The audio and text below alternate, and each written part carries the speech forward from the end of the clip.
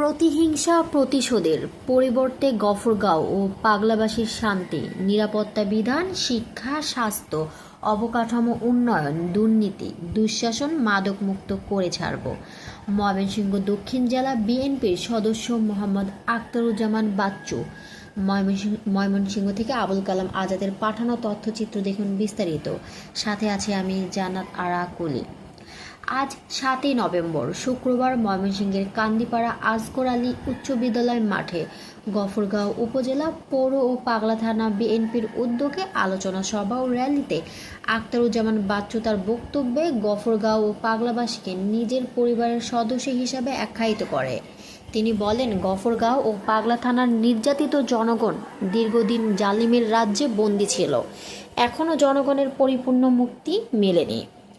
সর্বশক্তিমান আল্লাহ কবুল করলে, দল আস্থা রাখলে গফরগাঁও ও পাগলা থানার মানুষের পরিপূর্ণ মুক্তি, শান্তি, নিরাপত্তা বিধান, মাদক নির্মূল, দুর্নীতি, দুঃশাসন, হিংসা বিভেদ, হানাহানি, প্রতিহিংসার পরিবর্তে ক্ষমা, সৌহার্দ্য, সম্প্রতি, ভ্রাতৃত্ব, ভালোবাসার মাধ্যমে দলমতের ঊর্ধ্বে উঠে সবাইকে ঐক্যবদ্ধ করবেন। আখতারুজ্জামান বাচ্চু বলেন, ডাক্তাররা বলেছেন মজলুম নেত্রী বেগম খালেদা জিয়া 6 বার মৃত্যুর মুখ থেকে ফিরে এসেছেন। তিনি নিজের কথা, পরিবারের কথা চিন্তা না করে দেশের মানুষ ও আমাদের কথা চিন্তা করে তিনি আপোষ করেননি, দেশ ছেড়ে যাননি। তিনি চাইলে আপোষ করে বিদেশে চিকিৎসার জন্য যেতে পারতেন। তিনি বিদেশে চলে গেলে দেশ হয়তো আরও অন্ধকারে নিপতিত হতো। 17 বছরে এদেশের গণতান্ত্রিক সংগ্রামে নেতৃত্ব দিয়েছেন বিএনপির ভারপ্রাপ্ত চেয়ারম্যান তারেক রহমান। তার সুনিপুণ নেতৃত্বে সর্বশেষ জুলাই বিপ্লবের ছাত্র জনতার অভ্যুত্থানে বাংলাদেশ থেকে ফ্যাসিস্টরা পালিয়ে গেছে। আখতারুজ্জামান বাচ্চু বলেন, তিনি মহান আল্লাহ পাকের ফয়সালার উপর বিশ্বাসী।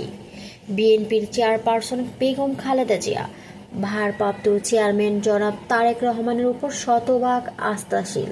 দীর্ঘ আন্দোলন সংগ্রাম, ত্যাগ, মামলা, হামলা, নির্যাতন, এলাকার জনপ্রিয়তা, পরিচ্ছন্নতা, ভাবমূর্তি আমল নিয়ে দল মনোনয়ন দিলে গফরগাঁও ও পাগলার বেকার সমস্যার সমাধান, কর্মসংস্থান, শিল্পায়ন, শিক্ষা, স্বাস্থ্য, অবকাঠামোর উন্নয়ন সহ গফরগাঁও ও পাগলা থানাকে সারা দেশে একটি আদর্শ মডেল এলাকা হিসেবে গড়ে তোলার অঙ্গীকার ব্যক্ত করেন মোহাম্মদ আখতারুজ্জামান বাচ্চু।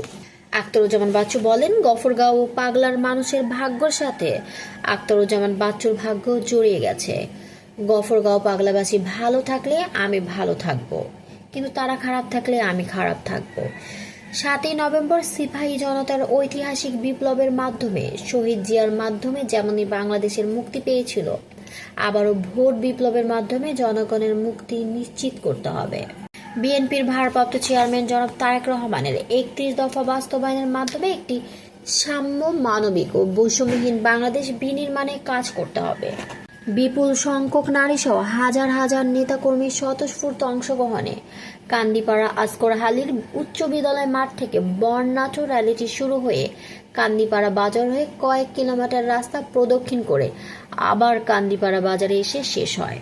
প্রবীণ বিএনপি নেতা ডাক্তার সিরাজ উদ্দিনের সভাপতিত্বে বিএনপি নেতা ডাক্তার আব্দুল মান্নান, আব্দুর রশিদ মেম্বার, মোসাদ্দেক হোসেন মানিক, Sheikh Mohammad Ismat, Abdul high member, Abul Kalam member, Mohammad রবি মাস্টার, রেজাউল হক